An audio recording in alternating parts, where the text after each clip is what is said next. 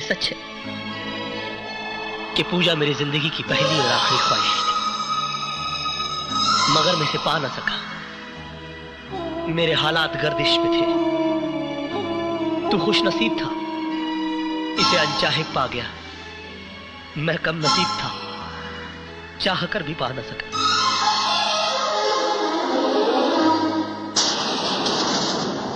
तू दिल तोड़लू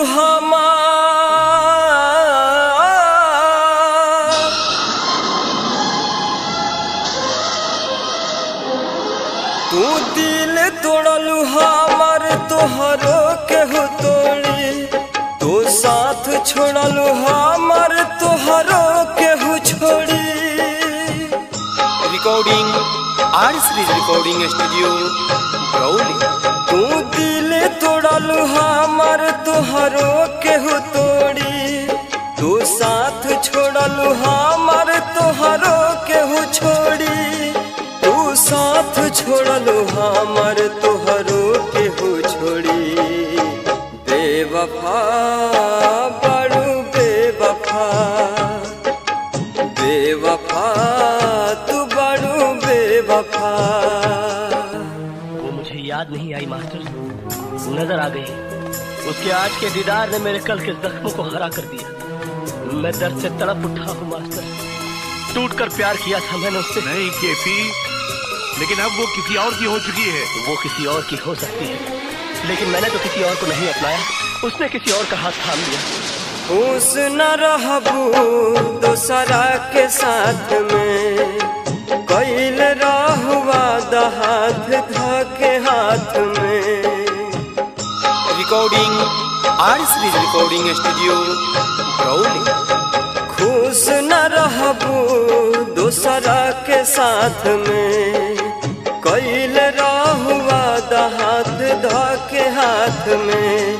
तू बाड़ू बेरहम पहचान गईली हम। पहले रहे खुशी अब बाटे संगे गम। तू दिल तोड़बू हमार तोहरो केहू तोड़ी। तू साथ छोड़बू हमार तोहरो केहू छोड़ी। तू साथ छोड़बू हमार तोहरो केहू छोड़ी। बेवफा बड़ू बेवफा, बेवफा तू बड़ू बेवफा। यहाँ पर प्यार मोहब्बत तो एक बार लोग खुल के कर लेते हैं, मगर शादी ब्याह बड़ा सोच समझ के किया जाता है। जात पात, ऊंच नीच, पीढ़ी सीढ़ी, खानदान पानदान, संस्कार कार। हम हर खुशी तो पे कुर्बान कैनी हो। जिंदगी के सुबह शाम तो हर नाम कैनी हो। करण डीजे, करण डीजे। हम हर खुशी तो पे कुर्बान कैनी हो। जिंदगी के सुबह शाम तो हर नाम कैनी हो। जैब तू कठोर एहसास न रहे। हो जैब पराई विश्वास न रहे। तू दिल तोड़लू हमार तोहरो केहू तोड़ी। तू साथ छोड़लू हमार तोहरो केहू छोड़ी। तू साथ छोड़लू हमार तोहरो केहू छोड़ी। बेवफा बड़ू बेवफा, बेवफा तू बड़ू बेवफा।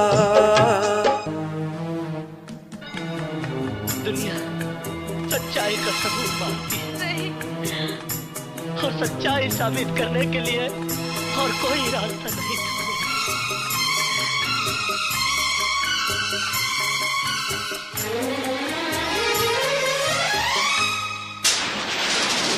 भूल कैसे गईलू नदिया के वो पानी।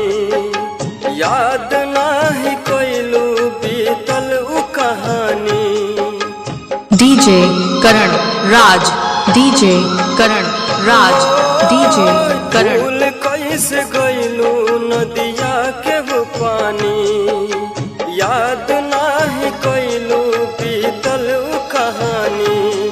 दुआ करिले रब से केहू प्यार ना करे, अनरजीत पप मुन्ना अब आह रोज भरे।